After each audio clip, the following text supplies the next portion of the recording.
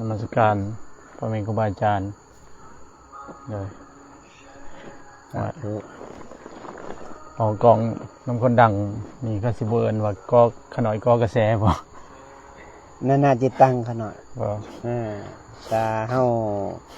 คนที่มีสติปัญญานะเฮาก็ต้องน้อมเข้าสู่จิตแต่ว่า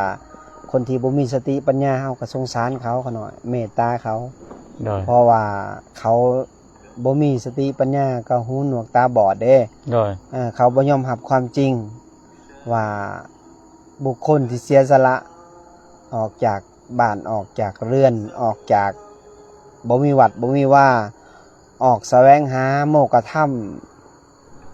นำเอาคำสอนของพ่อสัจจะความจริงมาเปิดเผยเรื่องของประสบการณ์เรื่องของความทุกข์ให้หูแจ้งตาใสให้ออกจากความทุกข์ไปได้เด้เขาหน่อยต้องสงสารเขาเมตตาเขาแม่นครับตัวนี้ถ้าเฮาบ่สงสารบ่เมตตามันก็คือว่าปุถุชนคนกิเลสหนาเนาะเฮาก็เป็นปุถุชนแต่ว่าเบาบางจากกิเลสเพราะว่าเฮานำเอาพระธรรมคำสอนของพ่อเนี่ยเข้าสู่จิตสู่ใจเข้าสู่จิตใจให้มันหูแจ้งตาใสกันหน่อยคันว่าบ่ให้ผู้ปฏิบัติใหม่หรือว่าสมมุติสงฆ์บ่เข้าไปหาพ่อแม่ครูบาอาจารย์บ่เข้าไปหาสงฆ์คือกันสิให้เขาไปหาใส่แม่นดอกแม่นแบบพุงงัวพุงโค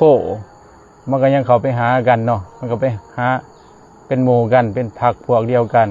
พระพุทธเจ้าเพิ่นก็ยังจัดไว้ว่ามาตาโปจะพรหมจาริญาณจะอริยสัจจานังเอตัมมังกลมุตตัมมังการเห็นสมณะนั้นจะเห็นพ่อแม่ครูบาอาจารย์มันก็เป็นมงคลหลังจากนั้นก็การที่ได้สนทนาธรรมกันนะสิโอโลภหรือว่าขน้อยบ่มีความรู้ย่ามีความรู้ว่าสิขน้อยก็น้อมเอามาประพฤติปฏิบัติมันก็เป็นประโยชน์เนาะโดยสิบ่ให้ขน้อยเข้ามาหาครูบาอาจารย์สิให้ขน้อยไปเข้าไปหาไปแม่นแหละสิให้เข้าไปหาคนที่บ่มีศีลและเขาจะมีพระธรรมคำสอนก็บ่มีประสบการณ์เขาสิสอนเฮาได้จังได๋แม่นบ่ต้องเข้าไปหาผู้ที่มีความรู้มีสติปัญญาจะคบคนมีสติปัญญาเจ้าก็มีสติปัญญาจะคบคนต่ำเจ้าก็ต่ำคนที่บ่มีปัญญาจะคบคนพาลเจ้าก็ไปนำคนพาลนี่แหละเฮาประเสริฐแล้วที่นำพระธรรมคำสอนมาเปิดเผยสัจจะความจริงคือความทุกข์ให้เห็นจะเห็นให้เห็นแจ้งตาใสก็หน่อยเพราะว่าสิ่งใดมันบ่เกิดก็ให้มันเกิดกับเฮาสิ่งใดที่บ่มีขอให้เฮามีสิ่งใดที่เฮาบ่เห็นขอให้เฮาเห็นให้มันแจ้งตาใสในชาตินี้อย่าให้มันมึนมัวอีกเลยแล้วจังว่าการที่เฮาคือมาพบพ่อแม่ครูบาอาจารย์น่ะสินะก็ศึกษาหลายสิ่งหลายอย่างประสบการณ์เป็นว่าคนเฮามันบ่ได้เก่งมาตั้งแต่อยู่ในท้องดอกแม่นบ่บ่ได้เก่งมาแต่กำเนิดเนาะมีสิ่งใดสิ่งหนึ่งที่เฮาบ่ฮู้สิ่งใดสิ่งหนึ่งที่เฮาคันว่าเฮาฮู้แล้วเฮาก็สามารถเก็บไว้แล้วก็เลือกเพ่นเอาอุปมาบ่ไม่เหมือนเหล่าไก่ขอกไก่สิมีทั้งขี้ไก่มีทั้งไข่ไก่มีทั้งโตไก่ซั่นเฮาก็เลือกเอาแต่สิ่งที่มันเป็นประโยชน์เนาะเนี่ยมันกินได้เนี่ยมันใส่ประโยชน์ได้นะจังว่าประสบการณ์เป็นสิ่งที่สำคัญสิ่งที่เฮียนรู้เป็นสิ่งที่สำคัญนะคนเฮาบ่มีดอกว่าสิฮู้เองเห็นเอง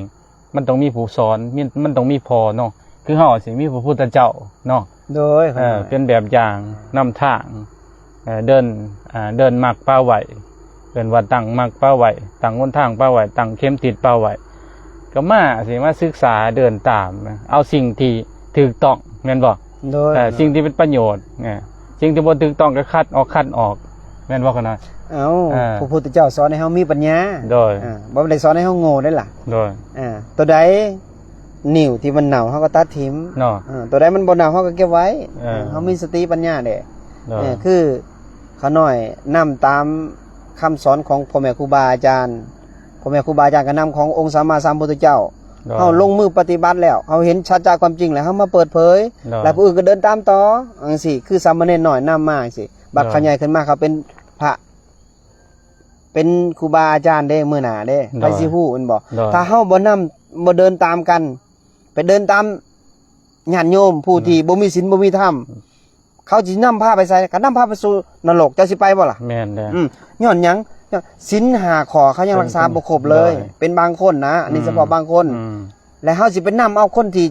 คนต่ำๆบ่ ได้ เฮาต้องนำเอาผู้ที่มีศีลกว่าเฮา โดย ครบผู้ที่สติปัญญาดีเฮาก็มีสติปัญญากันเนาะ โดย อืม เช่นว่าคือญาเทศในส่วนวรรคหนึ่งว่าญาสอนให้คนตัวอย่างว่าประเพณีที่ว่าคนตายแล้วหั่นนะเอาไปจูดเอาไปเผาเลยไว้ยิ่งดีบ่จำเป็นต้องขางัวขาควายขานี่ ชื่ออยู่บ่ เด้อกันเนาะ โดยคลิปตัวนี้นะขางัวขาควายแล้วเกิดว่ามันสร้างบาปเนาะแม่นบ่ เด้อกันเนาะ สร้างบาปแทนที่เฮาสิเอาบุญให้ผู้ที่บำเพ็ญบุญในผู้ที่ละจากโลกนี้ไปสู่ปรภพเบื้องหน้าซะบำเพ็ญทานศีลภาวนาบ่แม่นต้องตรงกันข้ามเอางัวเอาควายมาขาเอาเหล้าเอาเบียร์มากินมันถูกบ่แน่นะเลี้ยงกูเลี้ยงคนเปลืองเนาะ เด้อกันเนาะ มันสุดท้ายมันเป็นหนี้แม่นบ่งานเลิกแล้วก็ถึงเป็นหนี้ถึงเบิดเงินถึงสารพัดน่ะโอ้ตอนนั้นเป็นประโยชน์ที่สุดนะแม่นบ่เออ คนเฮานี่นะเว่าตามสื่อใด โดย เป็นหยังคนเฮาถึงทุกข์แล้ว ถึงบ่ยอมออกจากทุกข์ โดย ย้อนหยังย้อนเฮาบ่เปิดจิตบ่เปิดใจเขาหน่อย โดย สิ่งใดผู้ที่มีสติปัญญาสอนแล้ว เขาบ่เอานำเอาคำสอนขององค์สัมมาสัมพุทธเจ้าไปปฏิบัติ ก็เลยถูกต่อไป ก็เลยจมต่อไปเขาหน่อยย้อนหยังคือคนที่ตายไปเนาะเฮาควรที่จะมีสติปัญญา โดย ว่าสิ่งนี้คือน้ำเนี่ยสมุดเนี่ยเขาหน่อย อืม คนตายเนี่ยกินบ่ได้เขาหน่อย แม่น เพราะว่าหยังมันเป็นน้ำแม่นบอกกันหน่อย มันเกิดว่ามันเป็นถาดของโลก ไม่ท่าของร่างกาย ใช่ กินได้ ครับ คนมีชีวิตนี่นะแต่คนเฮาบ่เสือจังหยังเขาก็ยังไปให้คนตายกิน โดยเกิดว่ามันเป็นหูประถ้ำ แม่นมันบ่เป็นนามธรรม โดย คันนามธรรมนั่นคือส่วนบุญนั่น โดย เจ้ารับได้ในฐานะที่เป็นเปรต แม่น เจ้าเฮ็ดบุญตอนที่มันจะมีชีวิตอยู่จิตใจจะอ่อนโยน เจ้าสร้างเหตุไว้ดีๆ รักษาศีลบำเพ็ญเพียรภาวนาเจริญเมตตา โดย เจ้ารักษาศีลเจ้าให้ทานจาขะละความตนีบัดเจ้าฮู้จักบุญจิตใจจะอ่อนบ่แข็งกระด้างเวลาห่างกายแตกสลาย ถ้าเกิดว่าเจะไปสู่สุคตินะแต่เกิดจะมีความอยากหน่อยหนึงจะเป็นเปรตนะ โดย ในฐานะที่ได้หับ ส่วนบุญนี่ โดย คนที่เจ้าเฮ็ดให้ทานพ่อแม่เจ้าให้พี่น้อง เจ้าเฮ็ดทานใส่บาตรใส่เฮ็ดผ้าขาว โดย ให้แก่สงฆ์หมู่ใหญ่ โดย เออ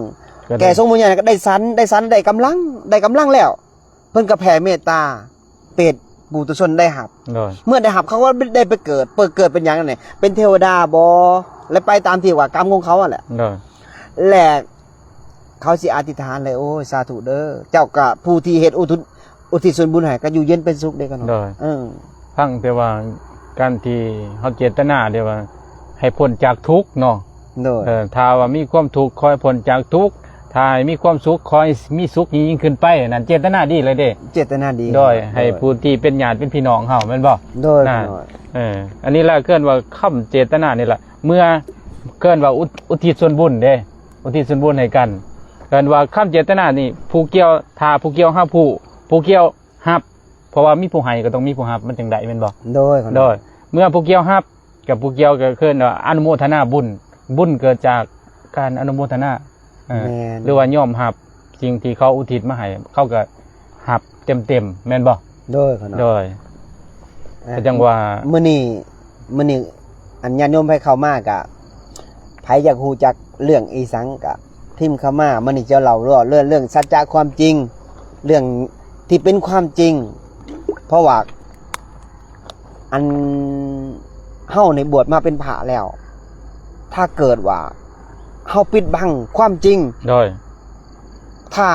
เกิดปิดบังความจริงคนน้อยกับบ่แม่นลูกศิษย์พระพุทธเจ้าเด้ แน่นอนแล้ว คนน้อยเป็นลูกศิษย์พระพุทธเจ้าคนน้อยเปิดเผยถึงความจริง สิ่งใดบ่เป็นความจริง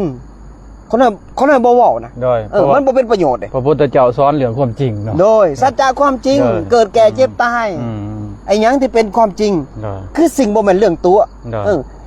มันอยู่ตามเหตุแล้วก็อยู่ตามกรรม ตามปัจจัยมันเนาะ ตามเหตุตามปัจจัยตามกรรมที่เฮาสร้างสมบุญบารมีมามันอยู่ตามเหตุ คือสิ่งที่ผีนี่ คือมันหับส่วนบุญนี่ โดย คันว่าบ่หับส่วนบุญบ่ได้ก็เป็นไปบ่ได้ แม่นเพราะว่าเหตุมันจะ เหตุมันสั้นๆเด้ โดย คันไผว่าหับส่วนบุญบ่ได้ก็เจ้าก็บ่เชื่อพระพุทธเจ้า พระพุทธเจ้าเก่งกว่าทุกคนในโลกใบนี้ โดย ถ้าไผเข้าถึงเหตุของทุกข์และจะรู้จักว่าสัจจะความจริงมันจะมีจริงเรื่องที่จริงอย่างเดียว โดย บ่แม่นเรื่องตัว โดย คันเรื่องตัวบ่แม่นพระธรรมคำสอนของพระพุทธเจ้าแต่เรื่องได้เรื่องจริงแม่นคำสอนของเพิ่นผู้ใดยอมรับสัจจะความจริงผู้นั้นจะประเสริฐสูงสุด โดย ผู้นั้นจะออกจากทุกข์ได้ โดย ถ้าผู้ใดยอมรับบ่ได้ยังมักเรื่องตัวอยู่ เจ้ายังไปศรัทธาพญานาคไปก้มกราบ ไปนับถือผีสางนางไม้นับถือเทวดานับถือพรหมเจ้าก็ยังบ่ออกจากทุกข์ได้ โด ก็ ย ยังเกิดมาแล้วก็ยังจมนรกอยู่ โดย ไปนับถือผู้ที่ต่ำกว่าเนี่ยคือนับถือผี โดย มันเสือถือของเจ้าก็แม้นคอยเกี่ยวของหยังคอยบ่เกี่ยวของครูบาบ่เกี่ยวของหยังเลย แต่ครูบานำเอาสัจจะความจริงของพระพุทธเจ้ามาเว้า โดย เจ้าบ่ฟังก็บ่เป็นหยัง โดย ให้คนที่เขาเปิดจิตเปิดใจเปิดหูฟังรับฟังแล้วเอาไปพิจารณาให้มันเกิดเหตุเกิดผลเมื่อเฮาธาตุสีขันธ์หาเนี่ยแตกไป มันก็จะไปสู่สุคติ โดย ถ้าเจ้ายอมรับความจริงได้ถ้าเจ้าไม่ยอมรับความจริงจะไปเสือหยังล่ะเสือผีจะตายไปเจ้าก็ต้องเป็นผีอยู่แหละ โดย เป็นของต่ำเนี่ยผีนี่บ่มีศีลเนี่ยจะได้เกิดเป็นผีเปรต โดย ถ้ามีศีลบ่เกิดเป็นผีเปรตแน่นอน โดย แม่นตัว โดย เป็นหยังจะบ่ถือศีลน่ะซื้อศีลซื้อธรรมจะไปสู่สุคติได้แม่นบอกกันน่ะ โดย ตัวนี้สิ่งใดที่ว่า เมื่อมีญาติโยมเพิ่นว่าไอ้หยังเขาเฮ็ดให้พี่น้องเขาเนาะ โดย และขอโทษขออภัยเขาเฮ็ดให้พี่น้องเขา แต่ว่าเขาพี่น้องผู้ที่ตายเขาก็หับบ่ได้สิ่งนี้มันเป็นของหยาบเด้เขาหน่อย แม่นครับ เขาหน่อยก็เปิดเผยความจริง สิ่งใดที่เขาทำได้ คือส่วนบุญพี่เปรตปุถุชนจะได้หับส่วนบุญได้มันบอกเขาหน่อย โดยคือการตัวอย่างว่าคือริมรถนี่ตัวอย่างว่าเฮาซิมบักม่วง หรือว่าเฮากินบักม่วงมันสมเป็นความจริงบ่ จริงเขาหน่อย จริงบัดนี้คนเจ็บท้อง หรือว่าคนมีโรคพยาธิพยาธิเท่าหรือว่าพยาธิเจ็บท้องพยาธิเจ็บแข้งเจ็บขาพยาธิกระเพาะพยาธิตับพยาธินั่นนี่ความจริงบ่ความจริงแน่นอน โดย ความจริงคันเฮา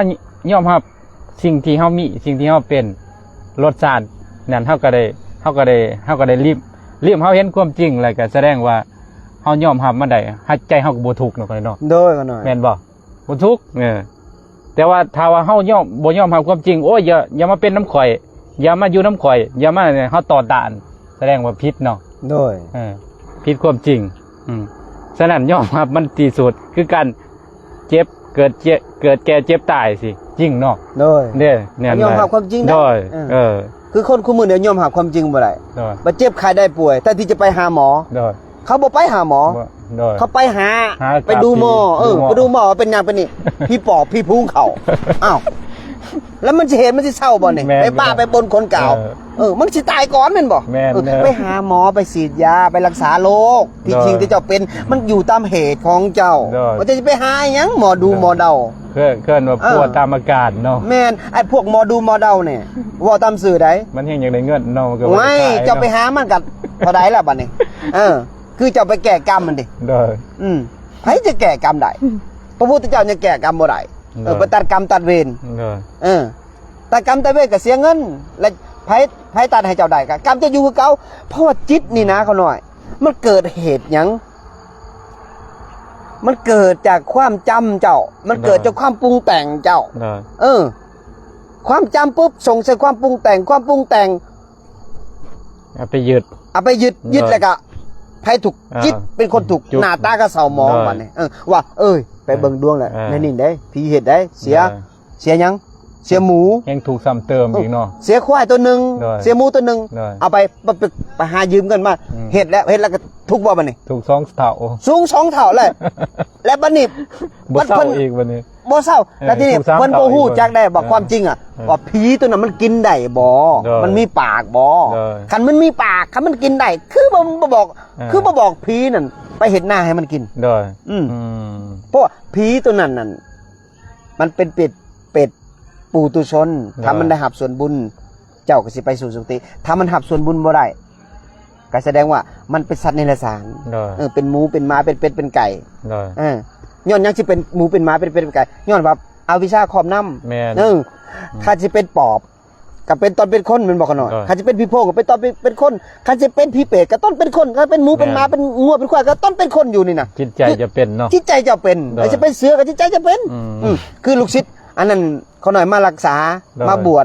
ยังจะเป็นหยังจะศรัทธาพระพุทธเจ้าบอก เออ อ้าวเจ้าบริศรัทธาเจะเป็นคอยบ่แม่นเป็นหมอน่ะ ได้ เจ้าคือบ่ไปหาหมอ ถ้าเจ้าป่วยทางจิตทางใจเขาก็สอนให้คอย ได้ บอกให้เรื่องพระธรรมคำสอนขององค์สัมมาสัมพุทธเจ้าให้เจ้าไปรักษานี่จ้ะพระธรรมเจ้าก็บ่เอาคำสอนเจ้าก็บ่เอาศีลเจ้าก็บ่รักษา แต่เจ้าอยากหาย ได้ จิตเจ้าคิดหลายจะปรุงแต่งหลายให้เจริญอนาปานสติเจ้าก็บ่เจริญ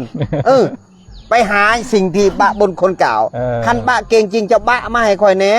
แม่ อืม น เอาคนในโลกนี่นะบะให้คอยแหน่บ่ให้ตกนรกนี่ ได้ เอาคนในโลกนี่เมื่อโลกนี่รักษาศีลประเภทเพียรภาวนาให้มันหลุดพ้นนี่ ได้ บ่ให้เกิดสงครามบ้าแน่นี่นะ ได้ เออ ถ้ามันเห็นได้เนาะ ถ้ามันเฮ็ดได้นี่นะ เออ ย่อมมันเฮ็ดบ่ได้มันอยู่ตามเหตุอยู่ตาม ได้ สัจจะความจริง ได้ เฮายอมรับความจริง นี่พ้นตกมานี่นะ อืม ท่านเจ้าบ่หนีจากนี่พ้นมันก็เปียกแม่นบ่ แม่นแล้ว เขามีหลังคาปุ๊บ เข้าห่ม เก่าห่มมันก็บ่เปียก อันนี้สัจจะความจริง ได้ พ้นตกมาปุ๊บนี่องค์นี่คือเมื่อจะตรงน้ำนี่เจ้าปิดฝามันไว้นี่บ่ให้น้ำลงถึกโป่ง มันเข้า น้ำมัน บ่ จะ ได้ เต็มบ่มันเข้าบ่ได้เห็นบ่ ได้ อันนี้คือการจิตใจคนคือกันเขาต้องเปิดจิตเปิดใจหับพระธรรมคำสอนขององค์สัมมาสัมพุทธเจ้าเข้าสู่จิตสู่ใจเขาก็จะได้หับความจริง ได้ เขาก็จะเห็นสัจจะความจริงได้ อันนี้เป็นเรื่องจริงอันนี้เป็นเรื่องตัวนี่เป็นเรื่องบ่แม่นเรื่องจริงเนาะ ได้ เขาก็หูแจ้งตาใสเขาก็หูจักบุญหูจักบาปหูจักสวรรค์หูจักนรกเขาก็บ่ตกได้ก็หน่อยบัดนี้ ได้แม่น อืม บัดนี้ลองเฮ็ดจะได้มันจะสิเข้าถึงความจริงเฮาสิเข้าถึงความจริงได้ลองมาเฮ็ดใจให้มันนิ่งๆคือเบิ่งลบเนาะก็ได้เบิ่งลมเบิ่งอานาปานสตินี่หลังจากเบิ่งไปให้มันให้ลมมันจนหายพุ่นเนาะให้มันจนหายเป็นนิ่งอยู่เกินว่าเป็นสภาวะอุเบกขาอยู่บัดนี้ยังมันสิเกิดขึ้นนะเมื่อมันนิ่งแล้วนั่นแหละบัดนี้มันเสียนกระทบเห็นสิ่งภายนอกเห็นโลกเห็นรูปเสียงกลิ่นรสปุถะธรรมลมนี่เอิ้นว่าโลกเห็นสิ่งดังกล่าวมันกระทบมันผัสสะเนาะอะไรเนาะหลังจากนั้นเขาเห็นแล้วบัดนี้หมอปัญญาสติมาปัญญาเกิดแม่นบอกกันหน่อยมันสิเห็นว่าโอ้ยอันนี้มันก็เป็นของจากมันจังสารมันเกิดตามเหตุตามปัจจัยมันแม่นบ่ โดย เขาก็พิจารณาออกนั่นเมื่อพิจารณาออกเขาก็หูแจ้งเห็นจริงแม่นบ่กันหน่อย โดย หูแจ้งเห็นจริงเขาก็บ่ไปงมงวยบางนั้นมันคิดตัวกูบางนั้นมันเอามันตัวเอาเงินกูไปแก่กรรมน้ำมันบูซ่าจังซั่นจังซี่หาหมอดูหมอเดาจังซั่นจังซี่แม่นบ่ โดย มันก็เป็นไปตามเหตุตามปัจจัย อันนี้ว่าถึงว่าเรื่องของไฟของมันบ่ยุ่ง โดย เกี่ยวกัน โดย แต่ครูบากับบอกได้เกี่ยวได้ล่ะ แม่น อันนี้ว่าสัจจะความจริงนำเอาประธรรมคำสอนของพ่อของพระพุทธเจ้ามาเปิดเผยความจริง โดย ถ้าไพ่หับได้ เอาที่คนมีสติปัญญาคนที่เปิดใจหับ คนที่ ได้ บ่เปิดใจหับเจ้าก็เลื่อนผ่าน แม่นขนาด เพราะว่าพระพุทธเจ้าว่าบ่ให้สอนคนโง่ให้สอนคนฉลาด คันสอนคนโง่แล้วคนโง่สิสั่งเฮา แมน โดยสอนคนฉลาดแล้วเขาเอานำมาคำสอนมาพิจารณาแล้วเขาเกิดสติปัญญา โดย เขาก็หลุดออกจากบ่วงพญามาร โดย เขาก็บ่ถูกเด้ แม่น เขาก็สุขเด้ อืม สุขแล้วไปใส่บัดนี้มันเบาสบายมันบ่กันหน่อย แม่น มันบ่หนักมันก็ อืม สู่สุคติ ยิ่ง คือคู่มือนี่เป็นจังได๋ อืม จิตใจต่ำมีแต่ความโลภความหลงโลกธรรมชาติมันก็บ่ฮ้อนได้ล่ะ มันก็เย็นสุขสบายเห็นบ่ภูเขา เขียวงาม เออ คือธรรมศาสตร์ป่าใหม่เขียวงามเขียวงามมุนทุมอยู่ไผห่อนกว่ากัน ก็จิตใจคนห่อน จิตใจคนห่อน ไม่ต้องความโลภความหลงไม่ต้องขาแกงกันย้อนอยากได้หยังเจ้าอยากได้หยังในโลกมันเนี่ยเจ้าสิเอาหยังเจ้าพิจารณาดีๆแม่อายุจะหอดบ่100 ปีสูงสุดก็80 ปีเดี๋ยวก็ตายแหละ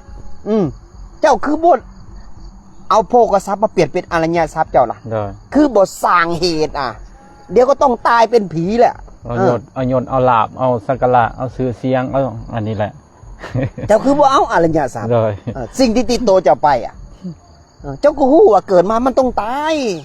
เกิดมามันต้องแก่ต้องเจ็บต้องตายเจ้าก็ฮู้จักความจริงเจ้าเอามาความจริงในที่ล่ะเจ้าสิยิ่งใหญ่ไปไสเจ้าสิมีหยังเจ้าสร้างเฮือนหาสั่น10 หลัง20 หลังแล้วเจ้าตายไปมีแค่50 เซนกับความยาว2 เมตรโล่งบ่โล่งศพตัวนั้นอันนี้ชอบก็จริงเอาไปยังได้กระดูกเจ้ายังเอาไปบ่ได้สิ้นเจ้ายังเอาไปบ่ได้สิ่งที่เอาไปได้คือนามธรรมคืออริยทรัพย์โภคทรัพย์เปลี่ยนเป็นอริยทรัพย์จะติดโตทุกภพทุกชาติเปรียบกับเสมือนนี่นะนี่ในโลกภายนอกเนี่ยเปรียบง่ายๆในขนาดนี้ข้าเจ้าบ่มีเงินนี่เจ้าสิขึ้นเวียงจันทน์นี่นะขึ้นบ่ได้แน่นอนเจ้าสิเอาเงินใช้ไปซื้อตัวรถเขาจะไปบ่ได้ไปแล้วเขาก็ไล่ลงจากรถเป็นบ่ขน่อยแม่นนะ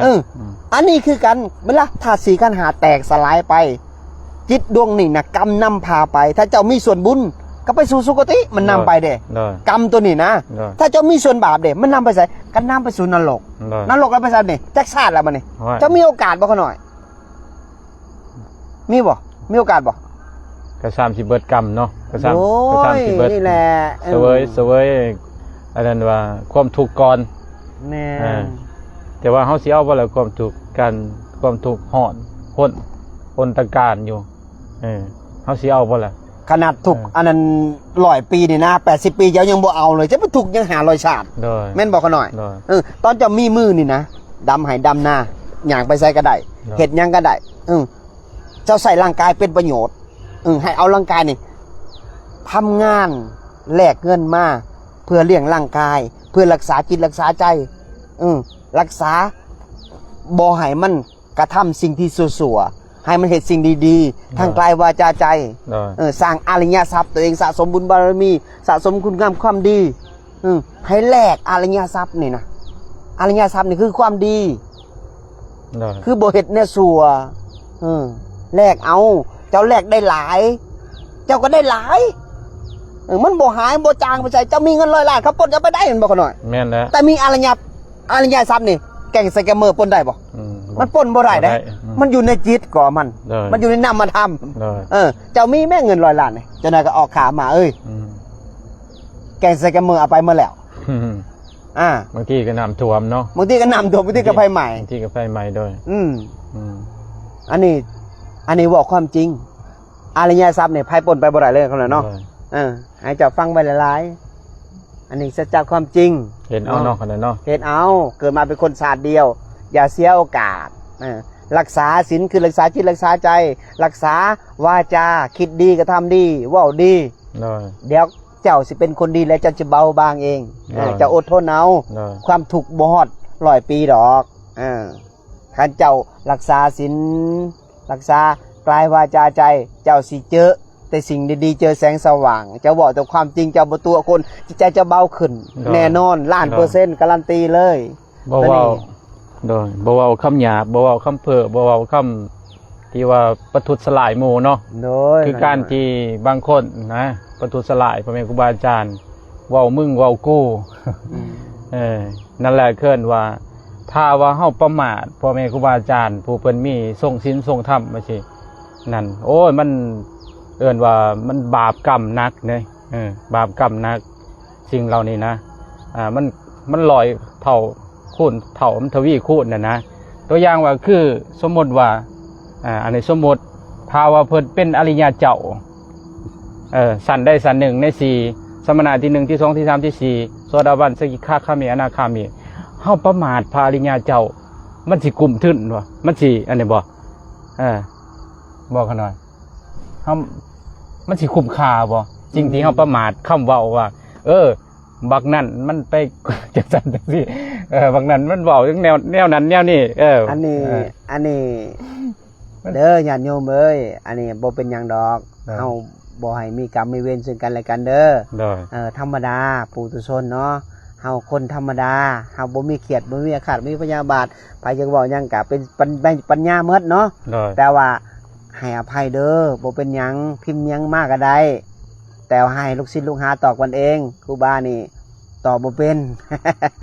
นะเนาะปล่อย ญาติญาติตอบบ่เป็นแต่ว่าก็น้อยเขาไปอ่าน ตอบบ่เป็นไปจะพิมพ์หยังก็พิมพ์ อันเพราะว่าเจ้าอันเว้ามานี่ก็คือว่าเฮานี่จิตผู้ฮู้นี่รับฮู้ไปแล้ว โดย ว่าเจ้าเว้าสิ่งนี้ โดย ตัวตนมันบ่แม่นของเฮาแล้ว โดย ร่างกายบ่แม่นของเฮาแล้วท่าสีขนาดบ่แม่นของเฮาแล้ว ใช่ เฮาจะมีตัวใดมาโกรธมาแค้นมาขาดมาพยาบาทบ่มีแล้วให้อภัยเนาะให้อภัยกันทุกคนที่ให้สติปัญญาครูบาได้รับรู้ให้เสียงกระทบให้เกิดปัญญาตัวนี้หั่นบ่เป็นหยังให้อภัยกันทุกคนให้อยู่ดีมีแฮงให้หูแจ้งตาใสให้ให้เห็นสัจจะความจริงของธรรมองค์สัมมาสัมพุทธเจ้าเด้อญาติโยม แต่ ให้หลุดพ้นกันทุกคน โดยแต่สำหรับครูบาอาจารย์ก็คือให้อภัยญาติโยมหรือว่าให้อภัยผู้ที่คอมเมนต์มาแต่ว่าญาติโยมมันบ่แน่ว่าสิรับกรรม หรือบ่รับแต่นั้นมันก็เรื่องของคมโยมแม่นบ่ เรื่องของโยม บางทั้งครูบาอาจารย์เพิ่นให้เมตตาตลอดอยู่แล้วเพราะว่าเพิ่นฮู้อยู่ว่าเสียงกระทบมันเกิดมันดับอยู่เพิ่นฮู้ความจริงอยู่สติปัญญาของเพิ่นเฉลียวฉลาดพอที่จะปล่อยวางสิ่งดังกล่าวได้แม่นบ่ โดยขนาดเพราะว่าจิตมันบ่เที่ยงได้ขนาด โด มัน ย เกิดดับจนนั้นเขาก็คิดดีจนนั้นเขาก็คิดให้ โดย กราบได้จะคิดดีเจ้าก็เป็นคนดี โดย กราบได้จะคิดสัวเจ้าก็เป็นคนสัว โดย เพราะฉะนั้นเจ้าให้มีสติให้ไป แม่น คุมตัวคิดสัวหัน โดย คุมไว้บ่ให้เปรียบเสมือนกับเฮาเอากรงไก่ไปขังไว้ตัวบ่ให้มันออกไปตีชาวบ้านเขาเนาะ โดย ขังไว้ตัวอกุศลหันให้เปิดตัวสิ่งดี ได้ ๆ เปิดคุณงามความดีเดี๋ยวชีวิตเจ้าสิดีขึ้นบ่ว่าเจ้าทำมาค้าขาย เจ้าก็ดีเจ้าสิเหตุการงานอะไรมันก็ดี โดย แล้วก็เจ้าก็สิบ่เจอคนที่บ่ดีเจ้าจะเจอคนดี แม่น ๆจะนำเจ้าออกจากความทุกข์จะนำเจ้าไปพาสุขในสิ่งที่ดีๆเด้อ โดย พอสิ่งนี้แหละให้จิตใจจะเปิดเอาพระธรรมคำสอนของสัมมาสัมพุทธเจ้านี่มีแต่สัจจะความจริงเนาะ โดยเพราะว่าคนเฮานิสัยแล้วว่าสันดานคนแบบใดมันก็สิไปแบบนั้นเด้ โดย แต่อย่างว่าเฮาสันดานแบบดีเฮาก็สิแบบอุปมาอุปไมยธรรมศาสตร์แต่มันคืออันนี้แหละคืออันนี้มันก็เท่าไปหากันแม่นบ่ตัวใดมันเท่าไปได้ตัวใดมันตอนหับมันก็ขึ้นแม่นบ่เท่าตามกกตามงาแม่นบ่อันนี้คือกันแหละเฮาก็สามารถเท่าหากันตัวอย่างว่าเฮาคิดดีทำดีก็สิมีคนดีเข้ามาหาเฮาแม่นบ่ โดย อันนี้คิดซัวทำซัวมีแต่พวกนักเลงพวกโจรพวกอันธพาลเกินว่าพวกผีพวกเปรตนั่นสิเข้ามาหาแม่นบ่ โดย นั่นแหละเกินว่าการกระทำเป็นสิ่งที่สำคัญกายวาจาใจเฮามีสติระมัดระวังเด้อแม่นบ่ โดย โดยอันนี้แหละ จังว่าวันนี้ได้ภาคเนี่ย อันนี้เฮาก็เนาะเว้าธรรมะก็มันเป็นพระธรรมคำสอน โดย ของของพระพุทธเจ้าเฮาเป็นแค่สมุดที่สงฆ์ โดย นำพระธรรมคำสอนบอกแต่ความจริง โดย ถ้าเฮาบ่บอกความจริง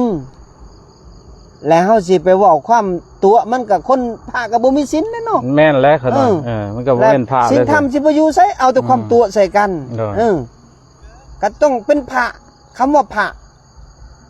รักษาเทวดาคุ้มครอง โดย คันเจ้าเว่าความตัวพระสิรักษาเทวดาจะคุ้มครองเจ้าบ่เจ้าก็ถือว่าเจ้าเป็นโจรมาปล้นเอาเข่าชาวบ้านเขามากินซื่อๆเจ้าเว้าแต่เรื่องตัว โดย คันเจ้าเว้าเรื่องจริงเด้เจอบิณฑบาตนี่อุ้มบาตรไปบิณฑบาตอายุวันโนสุขังพลังเอ้าคำไผเว้าก็คำพระพุทธเจ้าเว้าคันเจ้าบ่เว้าสิ่งนี้เด้เอาเงินมาเด้อขอสิตัวเจ้าอีกเจ้าสิให้ขอยเอาเจ้าสิเอาเขาให้ขอยกินบ่อันนี้แหละข่อยใส่ผ้ากาสาพัดขององค์สัมมาสัมพุทธเจ้า เพื่อที่จะ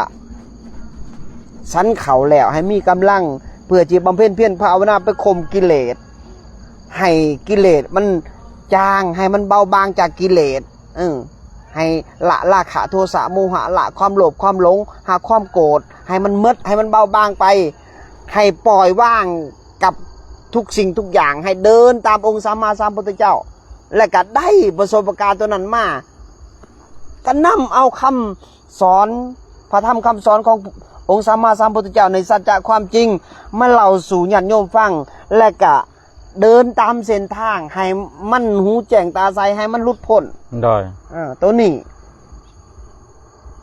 แม่นต่อขน่อย แม่นอะไรขนาด เลย สาธุ เพราะว่าญาติโยมมันอยู่ที่ญาติโยมสิเปิดจิตเปิดใจยอมรับความจริงบ่คันเจ้าเห็นพระย่างธุดงค์แม่นบ่ว่าจากองค์หนึ่งหรือสององค์ เจ้านั่งอยู่ซื่อๆเจ้าบ่มีหยังทานเจ้าก็ยกมือสาธุขออนุโมทนาสาธุนำเพิ่นเด้อสิ่งที่ได้เพิ่นเฮ็ดขอให้ก็น้อยมีบุญส่วนร่วมแห่งบุญด้วยเถิดเจ้าก็ได้บุญบ่ขน่อย แม่นเลยขนาด ถ้าจะไปขัดขวางโอ้ยากยังเด้ทุกๆยากๆเอ้าศาสนาพุทธเฮาสอนเรื่องทุกข์บ่แม่นบ่ขน่อย แม่นเลยครับ ให้ฮู้จักทุกข์ให้ฮู้จักทุกข์ให้เห็นทุกข์ให้ได้ประสบการณ์จากความทุกข์เลยแล้วก็นำมาเล่าสู่กันฟังพระธรรมคำสอนอันนี้คือสัจจะความจริงไงเห็นทุกข์ให้ออกจากทุกข์ได้ถ้าเจ้าบ่เห็นทุกข์เด้ทุกข์หยังล่ะบัดนี้ให้เห็นตัวนั้นทุกข์หยังแหละความทุกข์นี่เกิดจากความลำบากเกิดจากการบำเพ็ญเพียรภาวนาได้บ่แม่นความทุกข์เกิดจากคำเว้าและไปอยู่ที่สุขสบายนอนแบบมันจะเห็นบ่ความทุกข์บ่กันหน่อย บ่เห็นหรอกนะ ขันเจ้าบ่เข้าป่าขันเจ้าบ่ขึ้นเขาขันเจ้าบ่อดเขาอดน้ำขันเจ้าบ่อยู่ถ้ำอยู่ปีภาษาอยู่จากบ้านสู่ป่าจากป่าสู่ภูเขาจากภูมิลำเนาสู่ถ้ำ จากทำสู่ภูเขาคู่ไอ้บ่ บ่ตอนนั้นสู่แต่ได้หมดเขาหน่อย ได้ ทุก เบิดเลย ทุกเพราะว่า แต่ก็นับติเขามาบวชเนี่ยเขาหน่อยเขาว่าในวันจริงๆได้ก้าวขากลับมาวัดเนี่ยเขาหน่อยอธิษฐานเขาหน่อยย่างก้าว3ก้าวอาจจะเอาหัวเนี่ยโขกลง พื้นศาลาเก่าๆศาลาห้างเขาหน่อย ได้ ชาตินี่เขาหน่อยจะขอบวชจนหอดบำเพ็ญเพียรจนหอดมือลมหายใจสุดท้ายเขาหน่อยก็กราบเอาหัวเนี่ยโขกลงกับพื้นได้กันหน่อย ได้ ความเขาหน่อยศรัทธาพระพุทธเจ้าได้กราบลงคนจนเบิ่งเขาหน่อยนะได้3 มื้อเขาหน่อยก็ได้บวชมือบวชแล้วก็ลงมือปฏิบัติเลย สาธุ บ่สนใจหยังเลยไผสิเว้าหยังก็บ่สนใจ ลงมือบำเพ็ญเพียรภาวนา ได้ คืออย่าเห็นนั่นแหละ แม่นเลยขนาด การบำเพ็ญเพียรภาวนาคือกัน สาธุ บ่ว่าอยู่ไสบ่ว่าพ่อแม่ครูบาอาจารย์สอนอยู่ไสเฮายอมรับฟังยอมเปิดจิตเปิดใจ อย่าเว้าซื่อๆว่าศรัทธาศรัทธาคนที่ศรัทธาต้องลงมือปฏิบัติลงสร้างความเพียรบ่แม่นศรัทธาเขาน้อยศรัทธาเด้อแต่เขาน่ะกินแล้วก็นอนกินแล้วก็นอนสิเอาตัวใดมาละกิเลสได้จะเอาตัวใดข้อระเบียบที่พ่อแม่ครูบาอาจารย์ตั้งกฎไว้เจ้าก็บ่เฮ็ดตาม ได้ พ่อแม่ครูบาอาจารย์บอกคำสอนออกมาเจ้าก็ปฏิฆะเจ้าก็ยอมรับบ่ได้ ได้ ตัวใดมันสิหลุดพ้นตัวใดมันสิเห็นความทุกข์ได้กินแล้วก็นอน มันมีแต่ กิเลสมันน่าขึ้นนะได้ ใส่เกือบเบอร์ใดล่ะเบอร์10ก็น่าจำเบอร์10เซนนั่นแหละจำนั้นแหละแม่นล่ะว่า ได้ มนต์ก่อนหน่อย คือสิสมมาพระควรนะที่ เนาะมันค่ำบ่เห็นหุงเนาะมื้อนี้เฮามาฮอดใช้แล้วกันหน่อย อยู่กลางป่ากลางตีนภูเขาเนาะ ได้ แต่ว่าตีนผู้นี่ตีนภูเขาควายแล้วเด้อญาติโยม ได้ ตีนภูเขาควายแล้วใกล้สิฮอดภูเขาควายแล้วเมื่ออีกประมาณจาก 2-3 มื้อน่าจะฮอดเนาะ ได้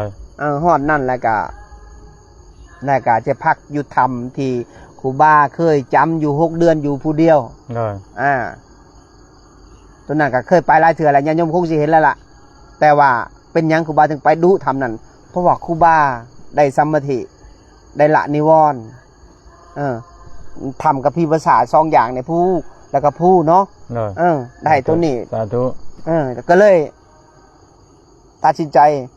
เข้าป่ารักษาศีลบำเพ็ญเพียรภาวนาปฏิบัติธรรมบูชาองค์สัมมาสัมพุทธเจ้าบ่ว่าสิชาตินี้บ่หลุดกระสิบเกิดชาติใดกระสิขากิเลสชาตินั้น ย่องต่อเลยเนาะ ย่องต่อเลยเอาล่มไปเดิมพันในศาสตร์นี่บ่ยอมต่อกิเลสเป็นเด็ดขาดเนาะ ได้สาธุ ใครอยากได้บุญนำโมทนาสาธุเด้อญาติโยมสาธุสุดท้ายมาอามนต์ให้พรเขาหน่อย สัพพพุทธานุภาเวนะสัพพธรรมานุภาเวนะสัพพสังฆานุภาเวนะ สัทธาโสธีภวันตุเต สาธุขอให้ญาติโยมจงเห็นแจ้งตาใสขอให้พระรักษาเทวดาคุ้มครองบริษัททั้งสี่ให้อยู่หลอดปลอดภัยบ่ว่าอยู่ในประเทศหรือต่างประเทศขอให้อยู่หลอดปลอดภัยเข้าป่ารักษาศีลเด้อญาติโยมอย่าวุ่นวายกับทางโลกเนาะตอนนี้รักษาเนื้อรักษาตัวเพราะว่าเกิดภัยสงครามขอให้หลอดปลอดภัยเนาะ